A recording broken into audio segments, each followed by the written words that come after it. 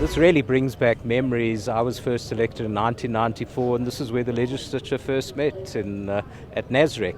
It's come a long way. 30 years later, have we achieved all that we hoped to achieve? That's the open questions. We're now going to next elections and maybe a new path forward for our province. But it does bring back memories of all the high hopes we had 30 years ago at this very place. Today we are celebrating our last SOPA for the 6th term of administration, and I think it is important that we celebrate all the achievements that we have actually experienced as the Gauteng Legislature in the last 30 years. So far, I think one of the big achievements is our economic growth, although growing slowly, but at least there is sustainability. 30 years into our democracy, I'm also a born free. I've just turned 30 years old.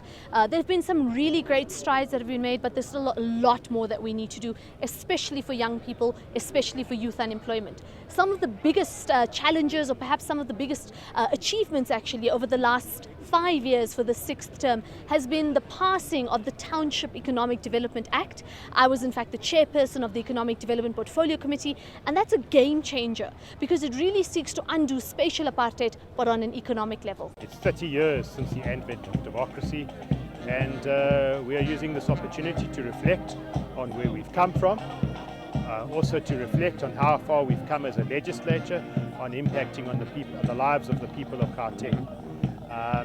And in the portfolio committee that I chair, which is the Transport and Logistics Portfolio Committee, we've really been able to make an impact in our oversight work with the Provincial Department of Roads and Transport.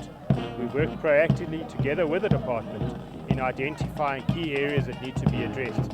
And I can safely say that over the past 5 years, since 2019, we have a far better transport infrastructure in our province.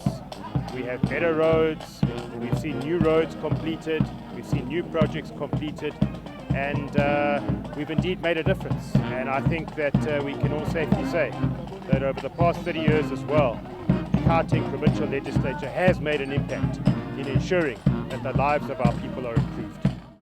It is indeed my honor and privilege to deliver the 2024 State of the Province Address today.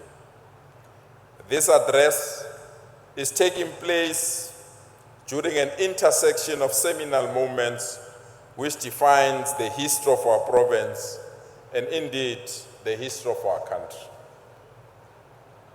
Almost 30 years ago, in this venue, the first State of the Province Address was delivered by Ntate Gabriel Musime Tokyo Sokgwale, being ordained as the first Premier of our province, PWV at that time.